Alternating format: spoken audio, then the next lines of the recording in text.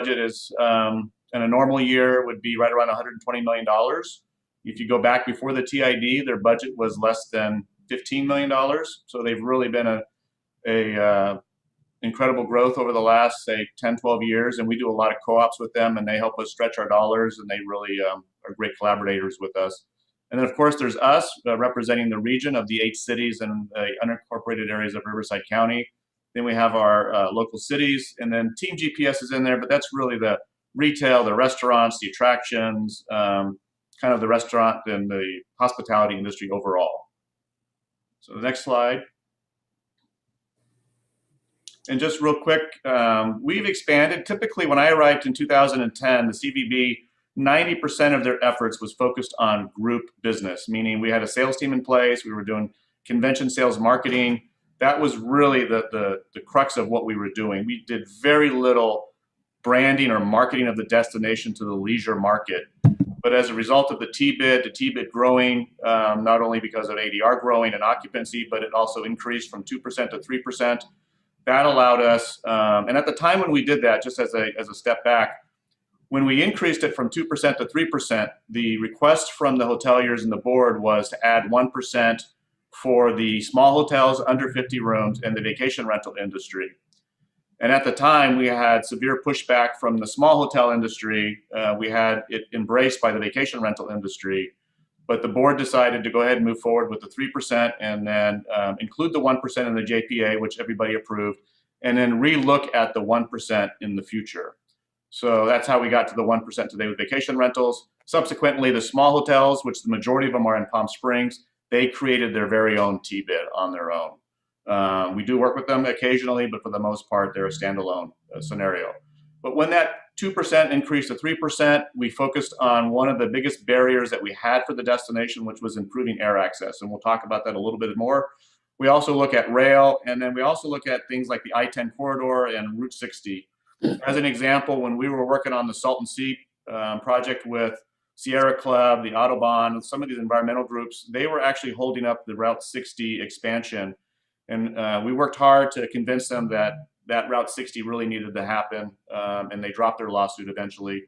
So I think the relationship that we built with them on the Salton Sea really helped with the Route 60 enhancements, which is really going to be important getting people here from Southern California. Workforce development, obviously we're supporting the expansion of the Cal State campus in Palm Desert. We're also working with COD much more closely now than we have in the past, and we'll talk a little bit about that in a few minutes. Clearly, our goal is to grow group business. Midweek is really important for our destination, and summer. So we do a lot of rebates, incentives, and promotions around trying to move groups off of weekends and move them to midweek, and also move them to time periods that our hotels need. And then everything we do is steeped in research and studies. We spend a fair amount of money on collecting data, whether it's custom data specifically for us or it's off-the-shelf data that we purchase as well. But we really want to understand what the barriers are, what the perceptions are. And if you go back to 2011, 12, when we did the major study about the barriers to the destination, people that had not been to the destination perceived us as hot all the time, didn't have an airport, retirement community, nothing to do, on and on and so forth. So really, our marketing efforts over the last 7, 8 years has been to overcome those perceptions by the non-visitors, people that hadn't been to the destination. Previous visitors, people that have come here, described us as an oasis, beautiful, relaxing.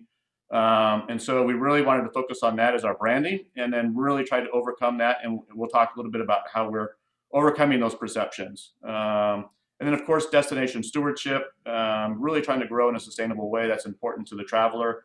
The future phase for us is to collect all of the sustainable efforts that are happening at the city level and also at the hotel level, restaurant levels, and so forth, and try to aggregate that. That's a huge undertaking, but we got to figure out how to get our hands around that and communicate what we're doing as a sustainable destination. Next slide. So we do an economic impact every odd year, every other year, but I think moving forward, we'll do them every year. We're also going to talk to them about doing individual city economic impacts for tourism as well. We're going to look into that. But in 2019, we welcomed over 14 million visitors, 7.5 billion for the local economy, 1 in 5 for jobs for the local economy as well. As you can tell from the impact we had at the pandemic, tourism is our #1 industry, and it was severely impacted last year.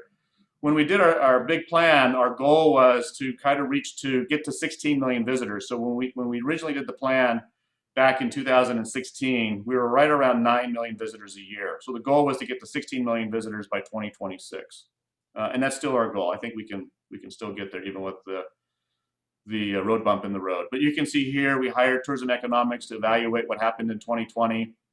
52% decrease to the local economy, 38% in jobs, 40% less visitors, 44% less overnight visitors. So we all know the impact. So we'll go on to the next. And some of the priorities that are set by the board, obviously we talked a little bit about this: improve air service, grow international business as well. The international travelers love to come here in the summertime: UK, France, Italy, Scandinavian countries. Regional collaboration, obviously trying to get everybody to work together on some key areas. Destination development, workforce development, again, talked about growing midweek business and off-season business. And our key pillars are health and wellness, arts and culture, outdoor adventure, culinary, and LGBTQ, but obviously we promote retail, all the events and so forth. But when we did our studies in the past, health and wellness, arts and culture, and outdoor adventure were natural, organic pillars that the destination could own organically and talk about without it feeling coming across in a forced way. It was a natural symbiotic connection between our destination and those pillars. And so we really want to leverage that in the future. And then obviously improve the visitor experience. People, if they don't have things to do, and that's what we hear a lot of times in our studies, is that there's not a lot to do at night. There's a lot to do during the day. So how do we continue to attract events, attractions, and wayfinding and so forth? One of the things that came up when we did Destination Next a couple of years ago, back in 2019, was how do we grow things like CV Link and other activities and so forth around the valley.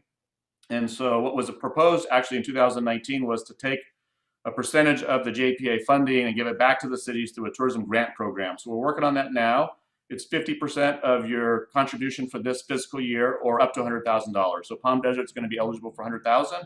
We're working on the details of that. Hopefully that'll get approved at the board meeting in September, and then we'll get it out to all of the cities to use that to help either bring or attract a new event or attraction, or enhance an existing driver of demand for visitors. Obviously our goal is to make sure it drives demand into the destination. New routes, obviously we've, a lot of the pre-work that we've done, we started air service in 2013. We hired Intervistas at the time to do air service development for us. They did a good job, but they didn't really understand tourism destinations. They were really working, I would think, more fluidly with business destinations. Then we hired Avion Pacific, who had Hawaii and Las Vegas and really understood tourism, had great relationships. A lot of their staff come from the airline Southwest. Carrie, one of our account executives, comes from Southwest Airlines. So every year we go to conferences, we do headquarter visits, we invite them out. Southwest was here about 5 or 6 years ago, came and did a tour of it. We've had them out for tennis and other events as well. So we've got a really strong relationship now with all of the airlines, and I think that paid big dividends when they made a shift from the business destinations to the leisure destinations. So you can see we're up to 32 cities. Some of those are seasonal, but our goal is to really go into more year-round. So as an example, Austin, Alaska came to us, Austin, they came to us and said, we want to do that. Will you market the destination in Austin? We said yes. But at the same time, we said, we really want to be in San Jose. They said, if you want to be in San Jose because of Southwest and Oakland and United and Alaska and so forth and San Francisco, we would need a minimum revenue guarantee. And we said, write it up, let's take a look at it. We were comfortable with it. So there's a situation where we did a revenue guarantee. Sometimes we do a marketing agreement. So if you go to the next slide. This kind of shows that the airport is recovering well. We're at 121% in June, so traffic is back at PSP. We're doing very well. Matter of fact, I was on a call with Visit California the other day. Our airport's the only airport, and looking really in state of California, that actually had an 8% increase in the number of seats compared to all the other airports in California. So we feel really strong about the work that we've done, and clearly the destination branding that Colleen's doing has been very impactful. And this shows summer. This was one of our biggest priorities, is how do we, it was really frustrating to get to May, June, and we lose 2/3 of our seats and our capacity. It's hard for us to track groups. There's lots of groups that like to meet in the summertime. I was 8 years in Phoenix and 4 years in San Antonio. There are groups that love to meet. Tom's got one right now. So fraternal groups, sports groups, religious groups, military groups, educational groups, but they need to be able to get here. So having Southwest is really going to help us in the future grow our group business. And so we're going to continue to focus on the summertime in the future. We also have, we use our funds for representation in international offices. Obviously that's on pause right now, but in a normal year, UK, Australia, France, Germany, and China, we have them on retainer. They represent us. They go to meet with travel agents and tour operators and trade shows. They organize FAMs for us into the destination. And then on an ad hoc basis, this is areas that we want to grow, that we see potential. Again, working with Visit California, we have South Korea, India, Italy, and the Scandinavian countries as well.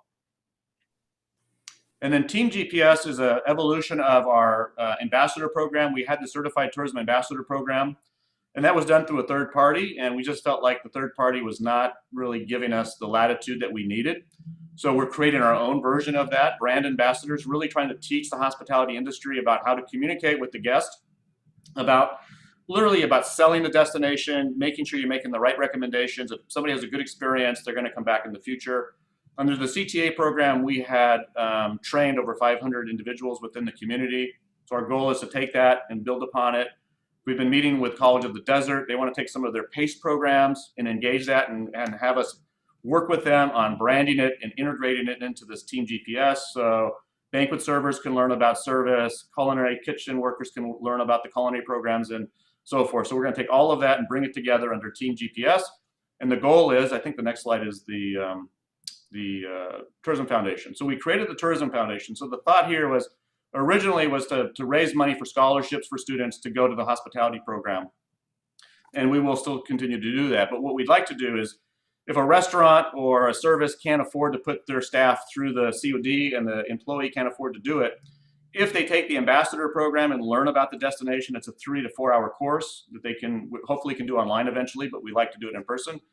Then the foundation would either cover all of or a portion of their COD training that they would need to do. And our hoteliers have talked about for those individuals that go through all of that, they would get a higher hourly rate as well. So there's some nice incentives that will be in place in the future. The Team GPS program is pretty much done. We're going to work with COD on transitioning that to be an online program for some people that can't come into our office or can't maybe do it in their hotel. We've gone to offsite locations like the JW and the convention center and other places and trained staff. I think at the JW we had easily 40 people there that we trained in one day.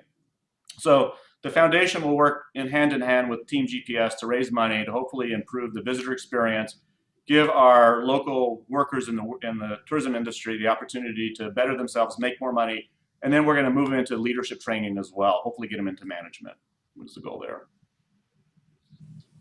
This is the funding model. We took the 2021. I got Bill on here as well, but I'll try to do my best to decipher all of the percentages and so forth. But our TBID funding for this year is at $15 million, which is 86% of our overall budget.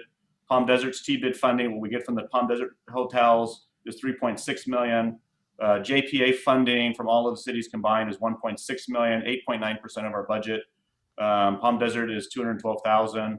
Private funding represents $914,000. Now, private funding is a little bit of a moving target.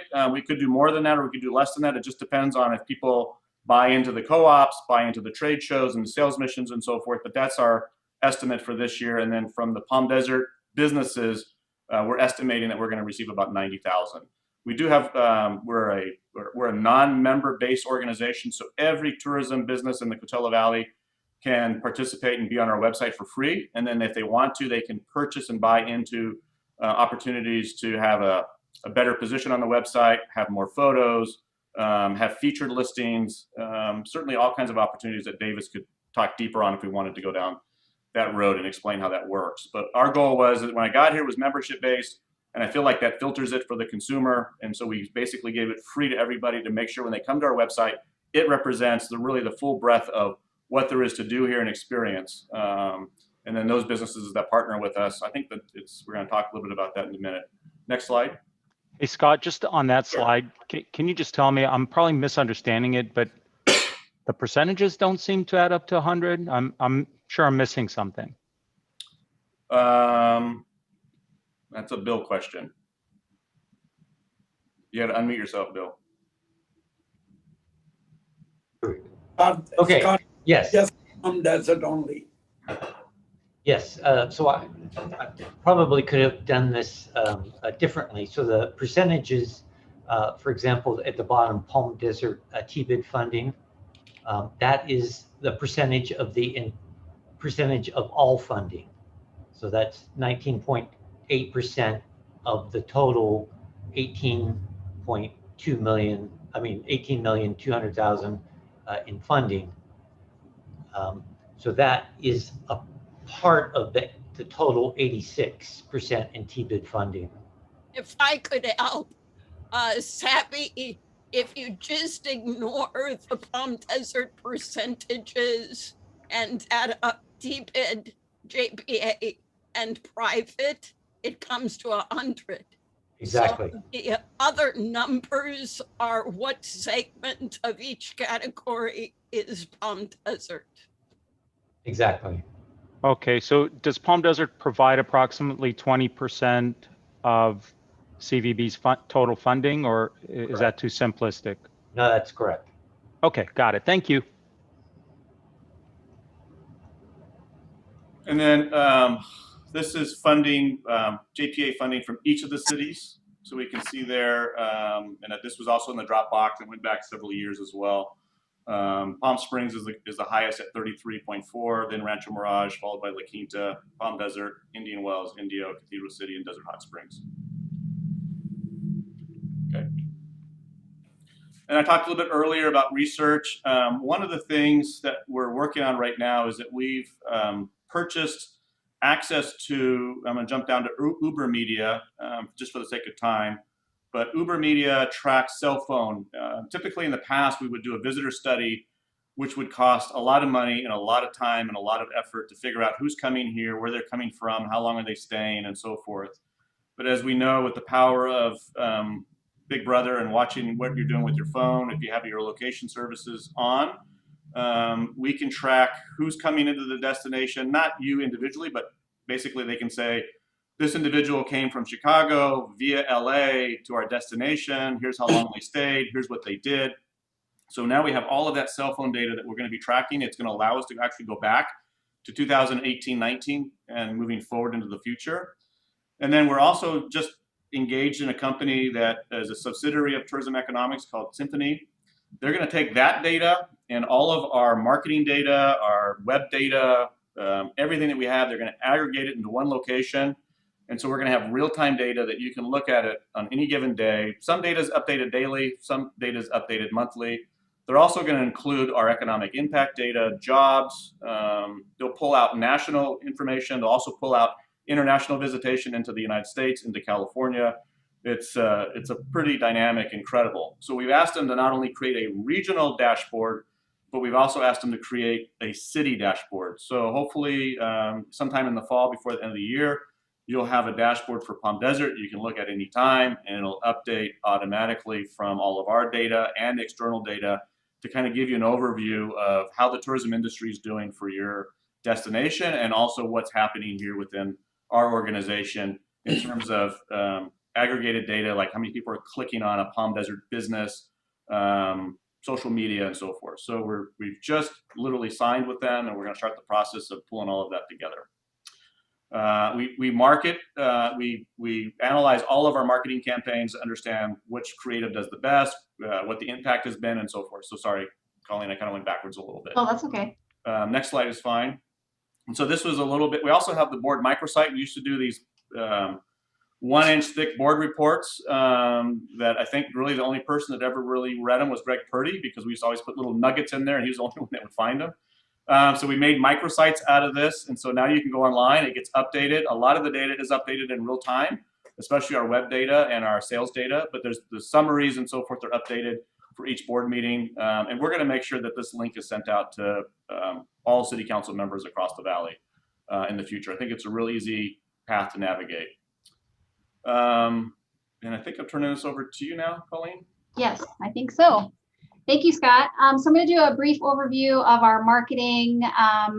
Right here, you can see visually all of the media partners that we work with on an annual basis. So we really try to be in every version of the marketing funnel, from awareness building like TV down to the booking tracking of the visitor, like such as Expedia. We are estimating almost 30 billion impressions this year in 2021 and 2 million television spots. And we really change our campaigns based on the messaging that we want to convey based on the time of year. So right now we're check in, chill out for summer. And as Scott mentioned, we base those taglines and campaigns based on research. We test them and see what resonates most with the visitor, what compels them to visit. And we use those taglines in our messaging. And Colleen, I spoke a lot, so you have 10 minutes. I know. Okay, I'll be fast. Scott already mentioned our pillars, so I will kind of run through this slide again, just highlighting. I would just go over the next. The pillars. This is an example of a lot of our campaigns, in particular, a lot of dining campaigns here. So we have a variety of series, video series, Dine GPS, Craft GPS, Restaurant Week, which we evolved this year into Summer Eats Pass, which instead of focusing on 1 week, we're doing it throughout the summer. It started in June and it will go through August. And this is a free campaign to participate in. All restaurants can participate in this for free and have exposure through our media campaign that we're running. We also have our monthly newsletters. We have our Love Local series, which really highlighted local businesses, restaurants, and retail shops during the pandemic. And now we're evolving that into an Art and Soul series to focus on local artists. Here's an example of what I just mentioned, Summer Eats. It's a mobile pass. We have a marketing campaign running. We have a partnership with Yelp, which they're also showcasing this program on their platform. We're doing weekly drawings and giving away $50 gift cards to really promote this. So this is an exciting campaign that we have to offer. I mentioned our social media. So these are all of our channels with the amount of followers that we have. We push out content on all of our events, activities, hotels, everything that we have to say in terms of what's happening in our destination. We also target consumers this way via ads. So we're able to do very specific targeting on demographics, geographics, and affinities through social media. Another example of one of our pillars coming to life is through our Arts GPS app. This was created by a Cathedral City high school student. It has 96 pieces of public art installations from the city of Palm Desert. And we are looking at transferring this platform to our platform so we can really update it in real time so that it's more usable for all mobile devices. Our sales team. So you can see here we have a large sales team. There's 8 sellers, active sellers on the team positioned throughout the country and deployed geographically with these territories listed here. We really are seeing a lot of momentum gained right now coming out of the pandemic. In June, we had the most leads that we've seen since pre-pandemic. We had 119 leads in June. And to compare that to a normalized year in 2019, we had 98 leads. So we've even surpassed a normalized year. So we're really excited about the interest in our destination. And those sales managers on the East Coast are actually in market as well. Yes. This showcases by fiscal year the rooms generated for Palm Desert hotels specifically. It also indicates the economic impact and the taxes and jobs supported. We use an economic impact calculator provided to us by Tourism Economics to calculate these numbers. And we've highlighted here the bed taxes just to call that to your attention. And to keep in perspective, this would be a group that was booked in, say, 1920, but it could be booked for 21 or 22 for the future. Yeah, it's not consumed, it's booked. Yeah.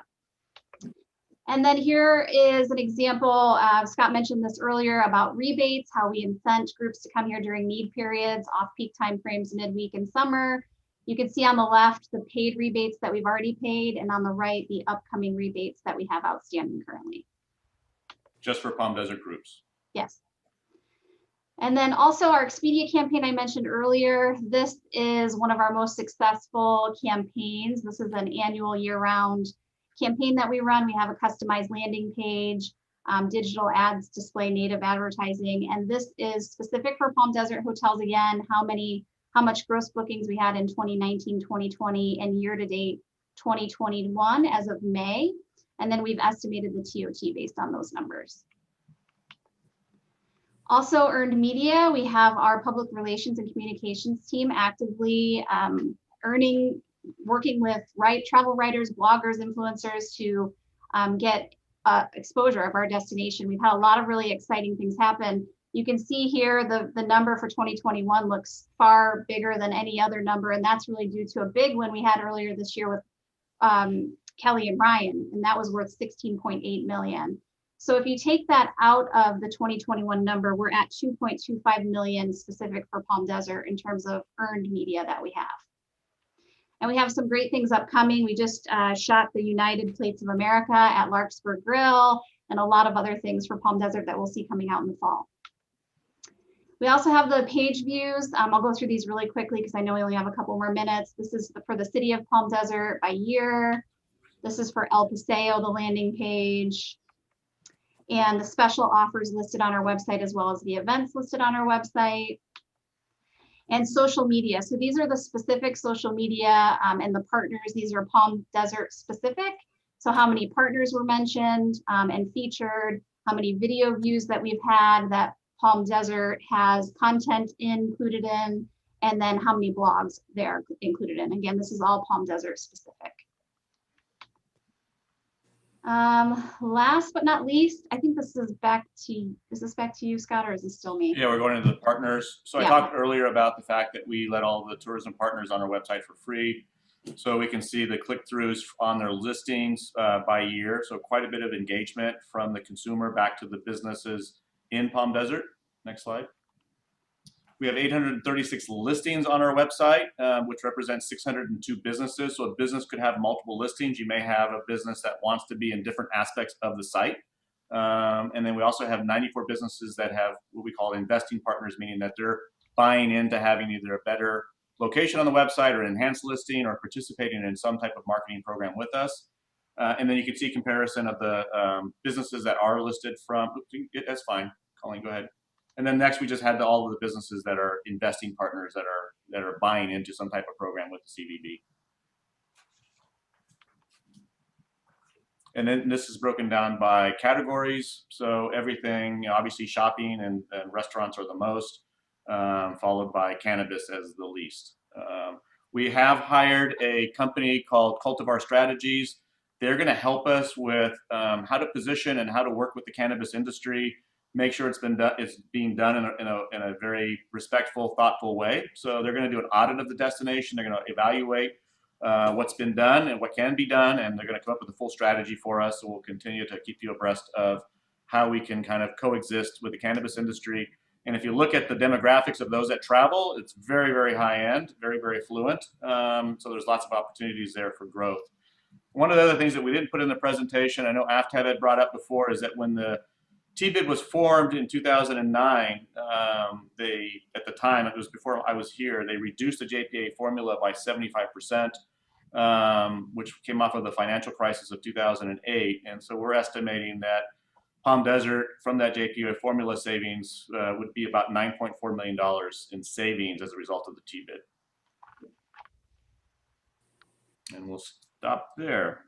Right at 30 minutes. You really gained speed as you went, so good job. Colleagues, questions? Yes, Councilmember Quintanilla. Good afternoon. I have a couple of questions. You mentioned the scholarship program, and I was wondering if you can let me know about either how much is allocated, how many students you plan on sponsoring, and what other question did I have on that? Starting when would that program be effective? So the program actually has been around for, I'll get the math, it's been around for about 6 or 7 years. We partnered with the Coachella Valley High School in Coachella because they have a hospitality program there. So every year we probably give scholarships of anywhere from $1,000 to $1,500 each. And people were like, it would be nice if we could donate the money and get a tax write-off. So that's why we originally created the foundation. So typically in the past, it's been anywhere from 5 to 10 students, but I can get a list of that, of how many students each year that we sponsored. Awesome. Mayor Pro Tem Harnick. I'm not sure. Karina, are you Sorry, was there another finished? question? I did have another question. You had a list of blogs that you said that Palm Desert is listed in. Would you be able to provide a list of that? It would be great to see the kind of content that's produced in these blogs. I would greatly appreciate that. Thank you. Yep, we can do that. Is a link okay to our website? Okay.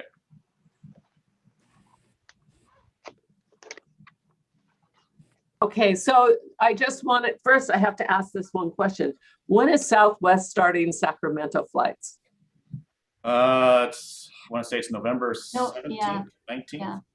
Okay. November.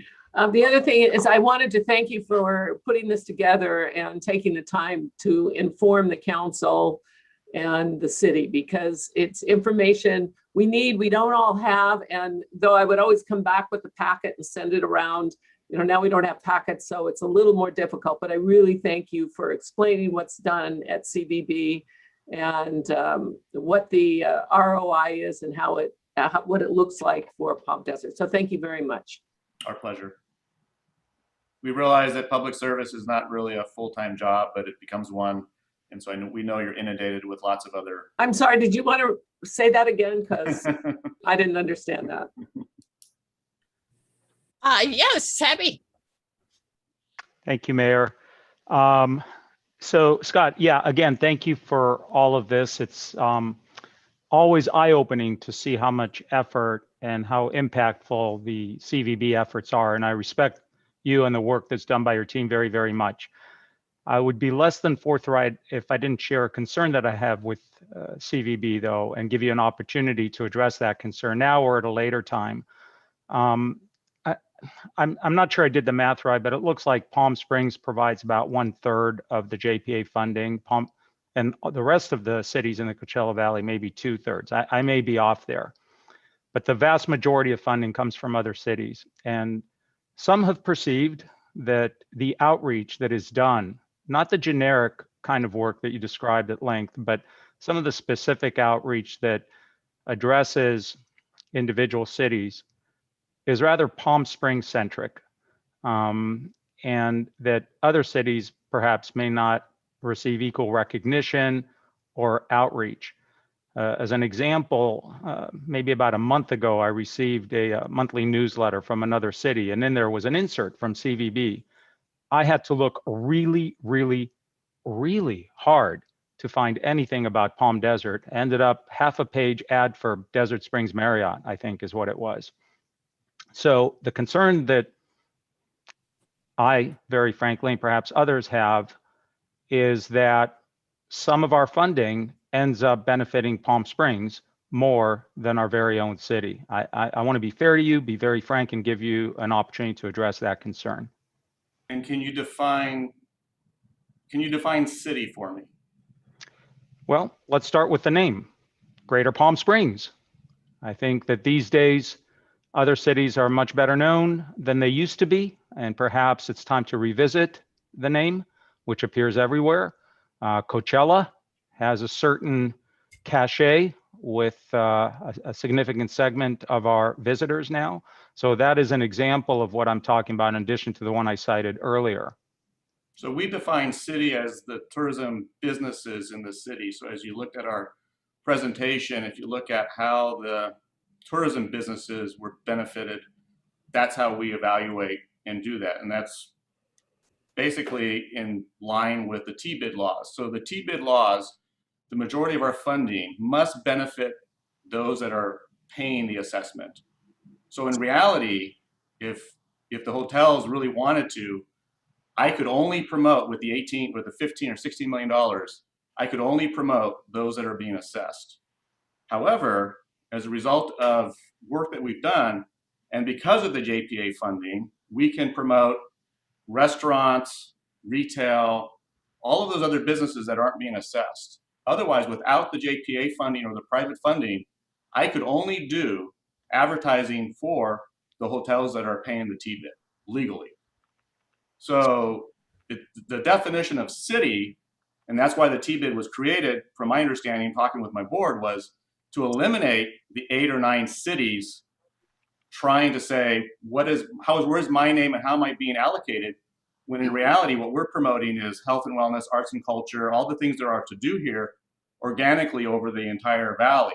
And that's why we're encouraging, that's why we did Destination Next, is that encouraging the cities to invest in not marketing themselves in LA and Chicago and New York, but to use those funds to create events and attractions and things that are going to drive people to your destination. And that's why when we talk with Tom Tabler, about using TOT rebates to get them a water park or more meeting space. That's a demand driver. That's going to drive more people to the destination and provide more taxes and revenues for the city of Palm Desert and make it a winner for everybody. So it's really how you define cities. In our term, we define cities by the tourism entities that are in each of those cities as it falls under the TBID laws. Gina, let me give Zabby a chance to follow up and then let Gina know when it's her turn. And we have tested Coachella many times and it just does not resonate. And I respect that.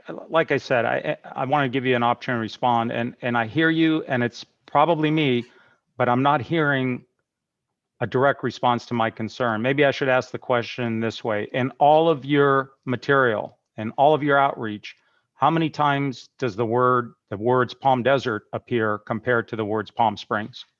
Again, I'm going to go back to the fact that we're not retained. If you look at the JPA agreement, we're not retained to promote 9 cities. Our goal is to grow the tourism economy. Let's give Gina a chance. Yeah, I just want to say at the meeting that I attended last month with the CVB, they did do market research and market tested different names, including Coachella Valley. And so they've looked at it. And, you know, I wish the name Palm Desert could be up there with Palm Springs, but when I go back home to the Midwest or whatnot, if I say Palm Desert, I mean, it is true, people aren't quite sure of it. So I see the CVB's role of trying to get people to our area. And so it just so happens to be Palm Springs to get the people here. And then our city, like the city of Palm Desert, we have Idea Peddler. And Scott, do you coordinate with our marketing firm that we have here, Idea Peddler? Colleen works with Thomas and the team over there, yes. Okay. All right. The other aspect is also when you look at regional destinations, it's where the airport is. So the airport is the moniker. If you look at, I'll give Orlando as an example. Walt Disney World is not in Orlando. It's in Lake Buena Vista. A lot of the attractions are not in Orlando, but they use Orlando as the hook because that's where the airport is. Same thing with when I was in Phoenix. I mean, I had 23 cities there, but we always called it Phoenix. But there's Glendale and there's all kinds of other cities there. But it's impossible that you're going to ever get any lift or allocation when you're going into a city like Chicago, where they're being inundated with messages from Los Angeles, San Diego, Las Vegas, Orlando, San Antonio, all these cities. If you tried to go in with trying to recognize 8 individual cities in a market of our size, we would need a budget that would need to be triple where we are today. And a lot of people think, oh, you have a big budget. San Diego's budget is close to 50 million now. San Francisco's budget is approaching 60 million. Portland, they've increased their taxes and assessments over the last few years. They're approaching $40 million. So even though we have in terms of historical perspective, we have a healthy budget, compared to our competition, we're less than half, and sometimes we're less than a third. So I'm proud of the team, the work that Colleen's done and the brand team has done for the quality of the video content that we've created, the quality of work that we're creating and pushing business to the JW, pushing businesses to El Paseo and all those businesses. I think that resonates in the fact that leading up to 2019 pre-pandemic, that the business was growing, air service was growing. So I stand firm that based on the JPA agreement and the TBID laws and everything that is allocated in front of us, we're more than exceeding what our expectations are as an organization for the tourism industry. And if I may add to that, we do track our media through a company called Adara. We pixel all of our media so that we can track the person who books ultimately and when they book and where they book. And I will say that Palm Desert year to date is in the #1 position above Palm Springs at 39.9% of all of the bookings that we're tracking from our Adara Pixel. So our marketing is directly impacting the bookings happening in Palm Desert. Savvy, did you have your hand up again? Yeah, I just want to say thank you very much. Those are good substantive responses and they resonate with me, and I hear you. Final question would be, would you ever consider as part of your outreach campaign to do an education subsegment that's along the lines of Palm Springs, more to it than you know, and feature the other 8 cities. As an education process, as you said, Scott, Greater Phoenix has 23 cities. Maybe visitors don't know that, and maybe given a choice, they might not stay in Phoenix proper, and the same thing might apply to Coachella Valley. Is that something that would potentially be under consideration? Yes, we're open to any suggestions, certainly like that. I know in the past, and that probably didn't get represented today, and we don't have the time to do that, but I know Jeff has included a tagline of 9 cities, one oasis, one beautiful oasis. So again, I think we have a date in September. We can get into the creative side more deeply on that in the future and show you all of the aspects that we do. But I know the tagline that we use, it depends on, again, where we're at. Find Your Oasis is our main tagline, but he uses a lot 9 cities, 1 oasis as a moniker. We're also, as you can see from the landing page, we do quite a bit. We found cities have started using us as our landing page that we've created as their tourism website. So, that may be an option in the future as well. It saves you a lot of money.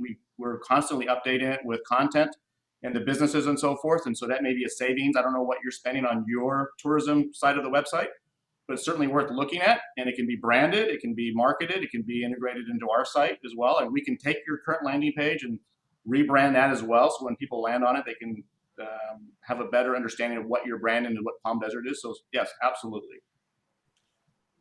Thank you for this discussion. And I think that's a great place to stop, both because we're out of time and because it gives us all a great idea. From everything we hear, people are interested in unique experiences. So featuring what's distinctive about each of our cities helps convey that it's not just endless sprawl and that there's some distinct history and identity in each locale. But to be continued, thank you so much. We're right on time. Council members, we're going to use our other link, and I'm going to suggest starting in about 5 minutes, so you can run quickly wherever you need to. So Neve, please let Marianne know. Thank you. Thank you for giving us the information. I really appreciate it. Our pleasure. Thank you. Thank you, everyone. Bye-bye.